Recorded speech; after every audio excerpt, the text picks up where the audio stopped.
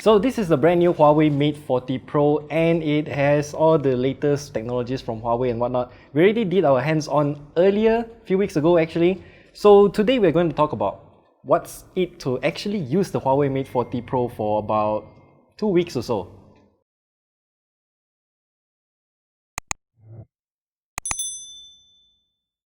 So we'll be talking about the Mate 40 Pro in a total of 6 different points like what we did previously in all of our phone reviews. So starting off, we need to talk about the design. This one that we have here is in Mystic Silver, and it is absolutely gorgeous. It has this kind of iridescent coating on it, color scheme, reflection, so it's very shimmery. And it is also covered by this hazy matte finish, which I think is just very beautiful to look at and also to touch at the same time. But that aside, we also need to take a look at the camera here. The whole cutout is big, but it's not that deep. And it also looks like the Apple's click wheel, so yeah. But then again, the cameras, it obviously takes a lot of good pictures and whatnot, so you can have a look at all of the picture samples here.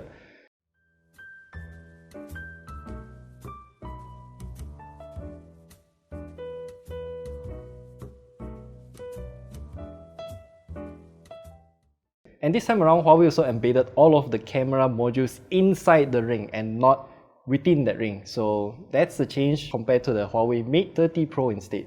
Now, taking a look at the front of the phone though, this is a 6.76-inch screen with a rear resolution of 1344 by 27 by 72 pixels.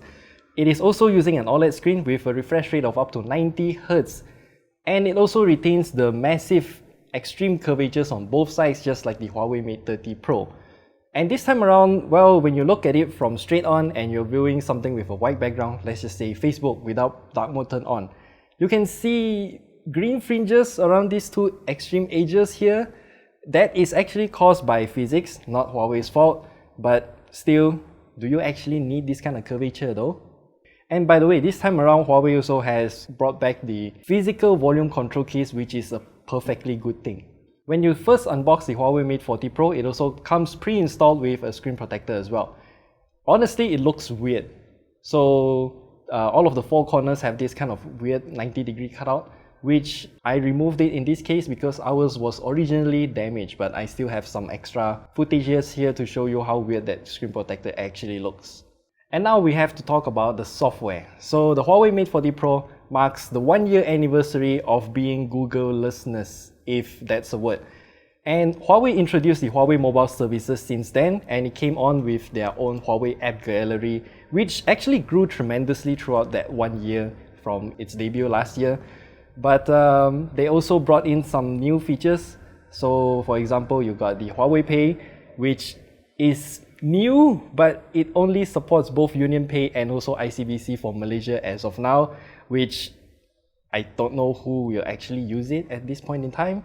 And the amount of apps, well, the Huawei app gallery is still not an alternative to Google's Play Store or even third-party app stores like APK Mirror, Aptoide and whatnot.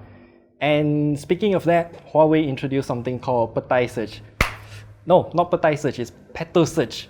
Peto Search is a search engine that searches all of the apps that will link you back to APK Pure, Aptoide, APK Mirror, all of those things. But the problem is, if you want to find some games, then they will actually link you to some other proprietary package installation files like APK Pure's proprietary XAPK, which does not work even though you downloaded through Peto Search. And Peto Search also introduced some other issues. For example, if you want to download COD Mobile, they will search for you the global version instead. But we Malaysians, if you are coming from any other phones with Google, you'll be playing the Garena version instead. So yeah, do keep that in mind because some games have different versions depending on regions. And then there's also Genshin Impact. For some reason, the previous game, Honkai Impact 3, is available in the Huawei app gallery, but the new Genshin Impact is not. So I can't run the latest Genshin Impact if I want, but I did download the APK from elsewhere, which initially did not run, but after some minor updates, it did run as of now. And speaking of that, we need to talk about the specs and also the performance of the Huawei Mate 40 Pro. So the one we have here obviously comes with the new Kirin 9000 chipset with 5nm lithography process, 8GB of RAM, 256GB of storage, all of that good stuff. But unfortunately though, Huawei, why did you lock down all of the benchmark apps from installing? Even Antutu, which is available in the Huawei app gallery, does not install. It just says fail to install or incompatible. Same goes to CPU-Z, Geekbench and all of those apps. So what we did is to just play games and show you the gaming performance, which you can also check it out at the top right corner there. And from what I can see and tell you is that the frame rates is not that consistent. It's still having some sort of frame drops here and there. So I would say the performance is more or less comparable with the Snapdragon 865. Now, as for battery life, the Huawei Mate 40 Pro can last a full day with its 4400 mAh battery, which is no surprise to anyone. But what's surprising here is the 66 watt charger. Unfortunately, it's using a proprietary Type A charger to a Type C cable, which is also proprietary, which I honestly don't like proprietary charging because there's USB PD that also supports 65 watt. But of course, I think Huawei just want to be like 1 watt ahead of the other competition, just that they can flex. I don't know. So at the end of the day, the Huawei Mate 40 Pro is actually a smartphone with a good camera, and I think that's the only main selling point of this phone here. In terms of software, that's my biggest pain point. App accessibility is an issue that absolutely hinders my workflow. So yeah, it's definitely not for me. And at this point in time, I do not have the local availability or pricing information about the Huawei Mate 40 Pro. But based on the Huawei Mate 30 Pro from last year, that launch price is kind of high. So I wouldn't go far off that price for the Huawei Mate 40 Pro. So yeah, that's all we have to say about this phone. It's a really nice looking phone, and yeah, if you have any questions, leave them down in the comment section below. I'll see you in the next video.